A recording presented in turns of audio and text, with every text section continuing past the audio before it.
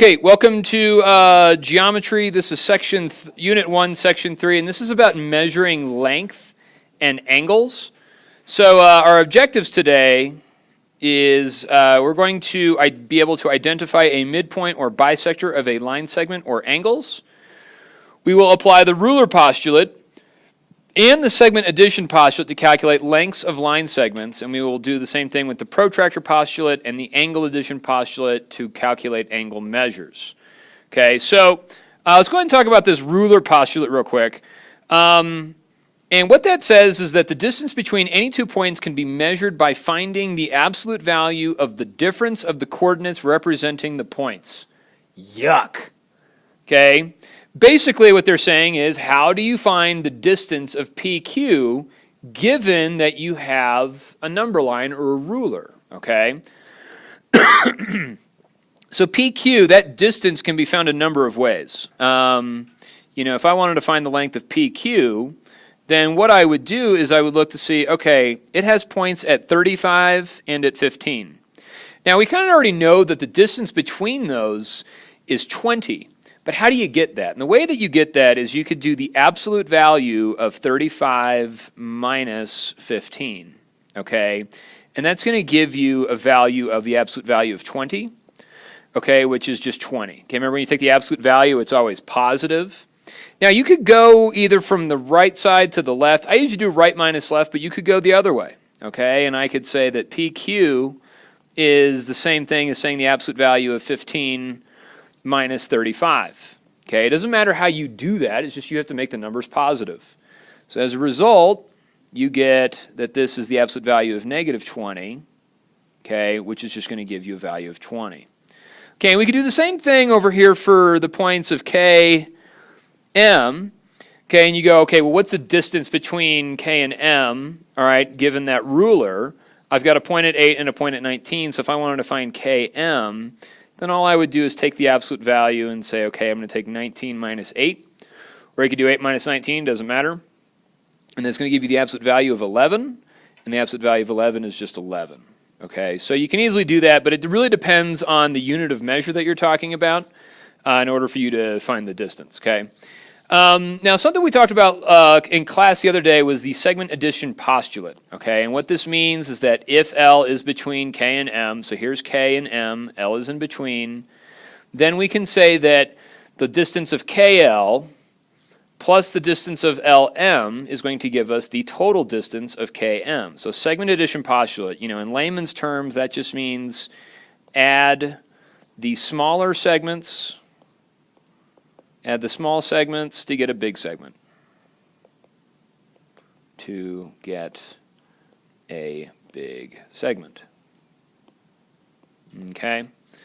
And so, if we know this, KL, that distance between K and L is a distance of 2. All right, that's a distance of 2. If we wanted to find the distance from L to M, from 10 to 17, that's a distance of 7. Okay?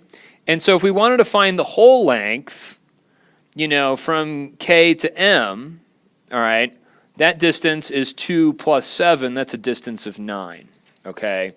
So, if we wanted to, write this out, we would say that, KL is 2, LM is 7, so plus 7, that gives us a whole distance of 9, okay? So that's the segment addition postulate. Now let's go ahead and take a look at this picture over here. Okay, you're given this problem here, and it says that which expression represents the measure of segment RS? Okay, so here's what we have to do. We have to take this postulate that we had and apply it and use some algebra. Okay, and what we don't know is we don't know the length of RS. Okay, now all we're given is that TS has a length of 3x minus 4, and that TR has a length of 4x plus 1. We don't actually have numeric values for those distances, okay? But what I can do, because I have a line segment and because S is in between T and R, I can say that segment TS plus segment SR, which we don't know, is going to be equal to the entire segment TR. So it's really important that we actually write out what these segments are that we're adding together. That's going to help us answer a lot of these questions. I'm going to do that every single time I do a problem like this. So TS is going to be, has a length of 3x minus 4. And I'm going to add that to segment length SR. We don't know what that is. That's what we're trying to find, okay, that length. And then we're going to set that equal to TR, which is 4x plus 1. Okay, so as a result, guys, we've got this, understand that we're not going to get an actual value here. We're going to get some sort of expression in terms of x that will represent what SR is. So what I'm going to do is I'm going to go ahead and, come in here and actually solve for SR. I'm going to go ahead and subtract 3x, and I'm going to add 4 to both sides. So I'm going to subtract 3x and add 4. Okay, these cancel out, these cancel out. So over here I'm going to write that SR, okay, SR is equal to 4x minus 3x, which is just an x, and then 1 plus 4, which gives us 5, so it's going to be x plus 5, okay? And that's my value for SR, is x plus 5, okay? And all I'm doing there is I'm just applying what I know from the segment addition postulate, okay, writing an equation, all right, substituting in the values that I know and solving for what I don't know, okay? All right, let's take a look at the next one. The next part gives us a thing called a bisected. Okay, what does bisect mean? Now, before we do that, I want to come over here and write the word congruent. Okay, because I haven't covered that yet. Congruent, the symbol is an equal sign with a little tilde above it. Okay, and that means the same measure. Okay, it doesn't mean equal, it means that they have the same measure, all right? So what it says here is it says TR is bisected by segment AB. So here's segment AB, it bisects TR, creating two congruent segments PT and PR. Okay, basically, the word bisected, guys, means cut in half. Cut in half, okay? Or cut into two equal pieces. Okay? So what you say here is you say that, if AB TR is bisected by the segment AB, that means it cuts TR in half. That means that you have a congruent segment here, PR, and a congruent segment PT, okay? And these little tick marks here, that is another symbol for congruent, okay? Symbol for congruent. So when you see that, that's when you know that you have congruent segments, okay? All right, let's take a look at the midpoint theorem, okay? Midpoint basically means the same thing as bisect, okay? It means that you cut something in half. Cut something in half. It's the halfway point, hence the name, hence me saying it's cut something in half, okay? So kind of the same thing as bisect, okay? So midpoint and bisect kind of go together and they mean the same thing, okay? All right, let's take a look at this question down here, and it says, given that ED is congruent to DB, all right? Now, from this picture, we know that FA is congruent to AC. Okay, I'm going to write that up here. FA is congruent to AC. And I'm getting that, guys, just from the picture. The picture just tells me that information. Okay. Now we also know that ED is congruent to DB. We're also told that. So I'm going to come in here and I'm going to put 2 tick marks on ED and DB because it says that they are congruent. Okay. Now I have to distinguish between these segments being congruent and these other segments being congruent. So for these 2 I put 1 tick mark. For these 2 I put 2 tick marks. Okay. So what can we tell about this? All right. Now, can we say that EB is bisected by DF? Okay. And we can say that. This is true. Okay. This is true because we're given that ED is congruent to DB. We know that these 2 segments are congruent. so that D is a midpoint, or that DF has bisected it, has cut it in half, okay? The other thing is A is the midpoint of FC. Here's FC, and that is a midpoint because this segment is congruent to this segment. This is a midpoint. This is the halfway point. So this is also true, okay? Now the question is FC bisects DB? Okay, here's FC. Does it bisect DB? Is DA congruent to AB? And we don't know. We're not given that information, okay? And nothing on the picture tells us that, so this is false, okay? Okay, it says, is EB is a segment bisector? And I would say so, because it's bisected FC at point A. So EB does cut FC in half, so that would be true. Okay, and then it says that segment FA, is 1/2 the length of FC. So if you took the length of FC and you cut it in half, then that would give you FA. That is also true. Okay, and then it says that DA is congruent to DB. Is this segment congruent to this segment? Again, we don't know, so I'm going to go ahead and call that false. All right. Okay, let's take a look at the next one over here. We do need to talk about angles. Remember, angles is how far something opens up, okay? And we have 4 different kinds. We have acute, we have obtuse, we have straight angles, and we have right angles. And usually when we use, to talk about angles, we use the variable theta. It's a Greek letter that, theta is going to equal our angle measure. And when I write the word angle, I typically use this symbol here for angle, all right? So an acute angle, we know that the measure of that, theta, is either going to be larger than 0 or it is going to be strictly less than 90 degrees, okay? That's how I know if I have an acute angle, okay? An obtuse angle, okay, that means that theta is going to be at least greater than 90 degrees, but it has to be less than 180. So it's in between 90 and 180. Okay, a straight angle means that theta is actually equal to 180 degrees. And we're going to talk a lot about that in the next, for the remainder of the chapter. And then for a right angle, then I know that my angle measure theta is equal to 90 degrees, okay? So 90 degrees is an important number, 180 is an important number. Acute means that it's in between 0 and 90, and then obtuse means that it's in between 90 and 180, okay? So that's all I have for that page. Woo. Let's move on to the next one. Okay, on this page, what I notice is that when the angle measure is greater than 180 but less than 360, the angle is called a reflex angle, okay?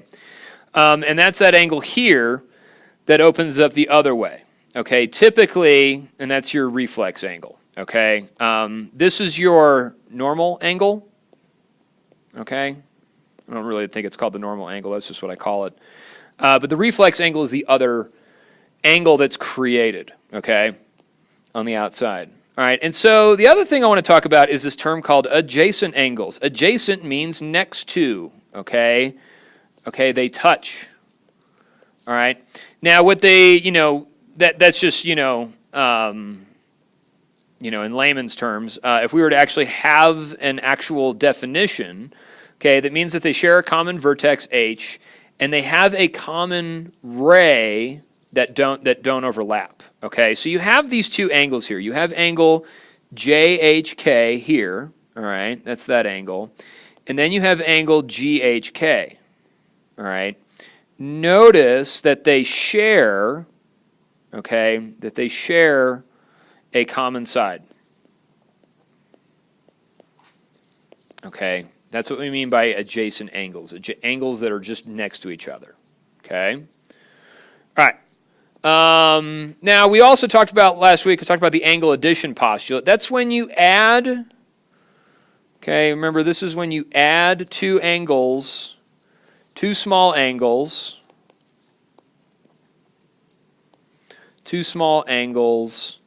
to get a big angle. All right? And that's all we do. Now, what we could say here, okay, if we were going to talk about we've got these two small angles here. We've got JHK and GHK, all right? If I talk about JHK, okay, if I take angle JHK, and if I add that to the other angle, GHK, okay, angle GHK, then that's going to give me the entire angle JHG, okay? Angle JHG. All right. Now, here's what we don't know. We don't know, I guess we know that angle JHG is 152, but let's verify that. We know that angle JHK is 22 degrees.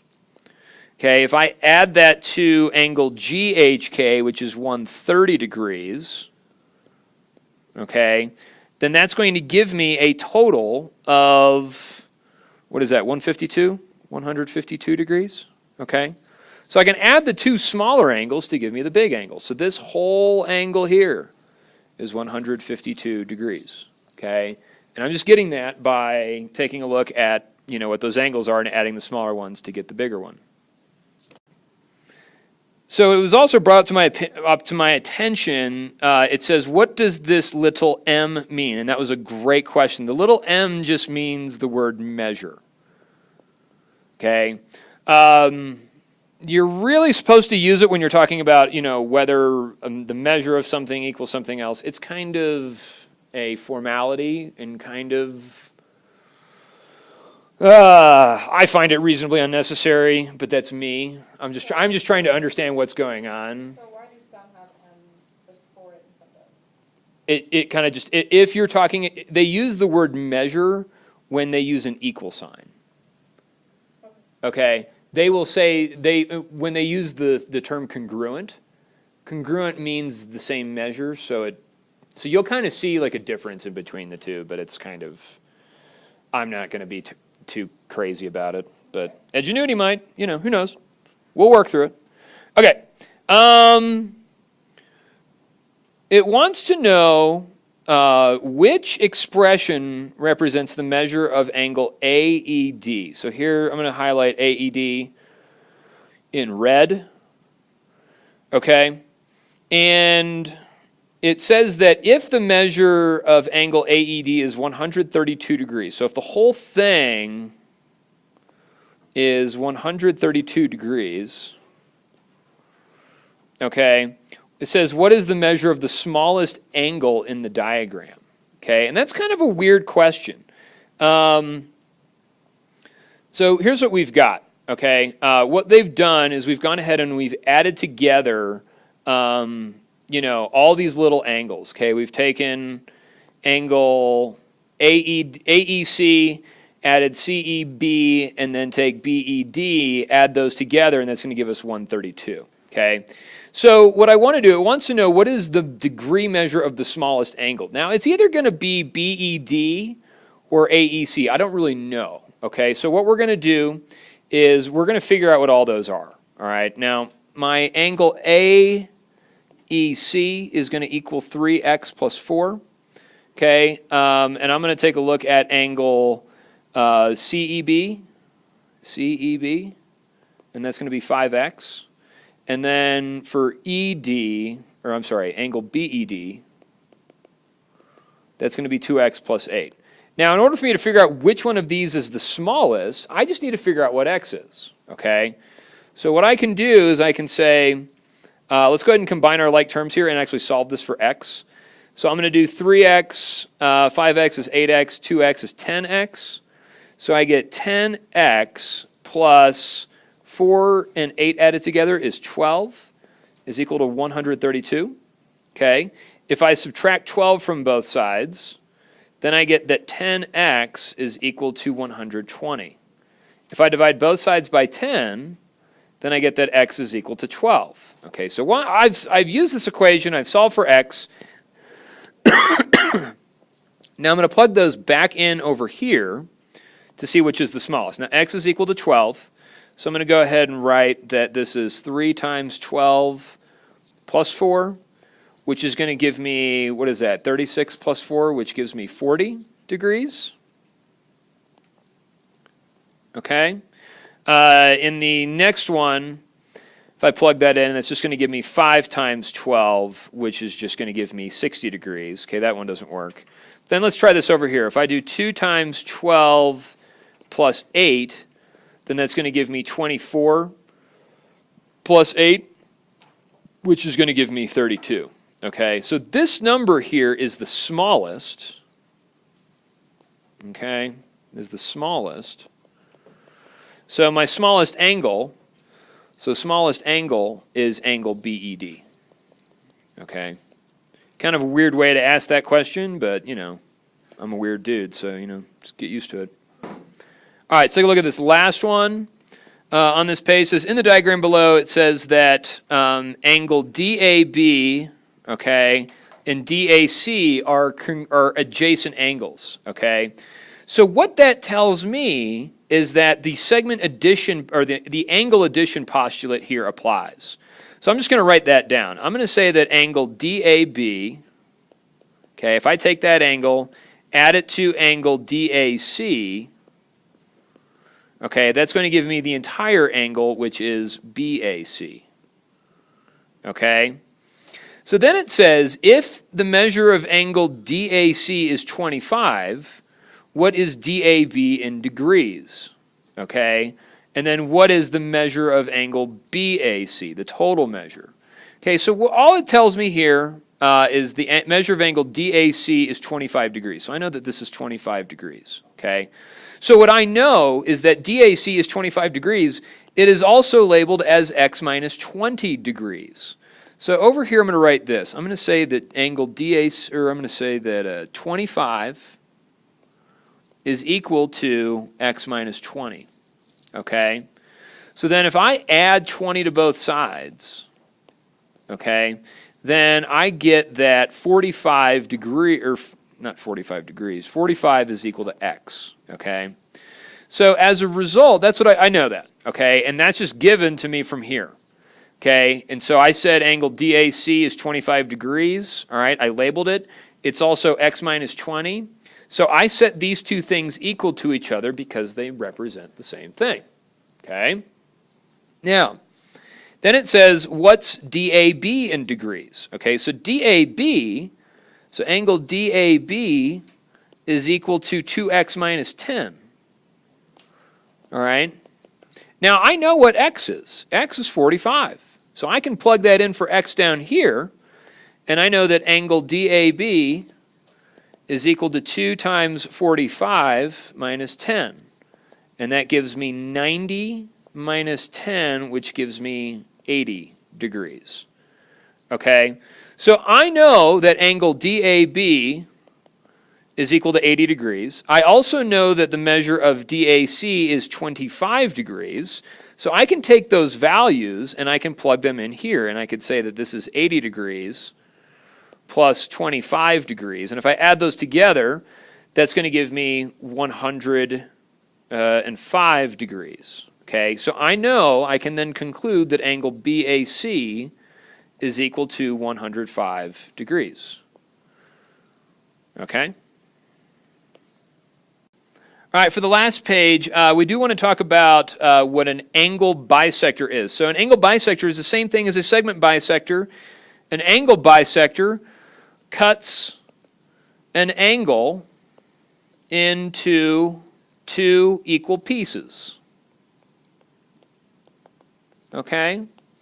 And we can see that, you know, even if we've just got two angles like that, okay, if we see the symbol for a right angle, which are these, you know, those little right angles, I know that each of these are 90 degrees, okay? But then the way that we show that angles are congruent is we use these little tick marks here, okay? So over here, these arc marks, okay? So the arc marks tell us which angles are congruent, okay? Which ones have the same measure, okay? So if I see something like this, I automatically know that I can say that angle NMQ is congruent to angle QMP. angle QMP, all right? And so that's what I know, okay? And I just know that from the arc marks. The arc marks tell me that. All right, now let's take a look at this last one. It says that which statement about the diagram is true? Okay, and the one thing that it does tell me is it says that angle JKM, so here's that angle, JKM, here's that, JKM is a straight angle, okay? I know that this angle here, angle JKM, is 180 degrees, okay? All right, I also know that this angle here is 90 degrees, okay? And I know that these two angles are congruent, all right? So just based off that picture, it says that KQ is an angle bisector. Here's KQ, and here's the thing, guys. I don't know what each of these individual angles are. I know that both of them together give me 90, but I don't know if this is cut in half, okay? I don't have that information. I know nothing about those two angles, strictly because there's nothing drawn there, okay? So this is false, okay? Then it says this, that LKQ is bisected, LKQ. Now, if it was bisected by PK, all right, then it would show me that these two angles are the same. It would have those arc marks there. But because this has an arc mark and this one doesn't have an arc mark, then no, we don't know that it's been bisected. It's false, okay? Now, it says here that angle JKL is 45 degrees, okay? This JKL here is 45 degrees. And that is actually true because, and we'll kind of talk about this, going forward, but here this angle is 90 degrees, okay? The whole angle here is 180. That means that this angle over here would also have to be 90. So I'm going to write that in here, that this angle here is also 90 degrees. Okay? And so if that angle is bisected, because both of these angles here have the same arc mark, I know that they're cut in half. And half of 90 is 45. So both of these are 45. This is true. Okay?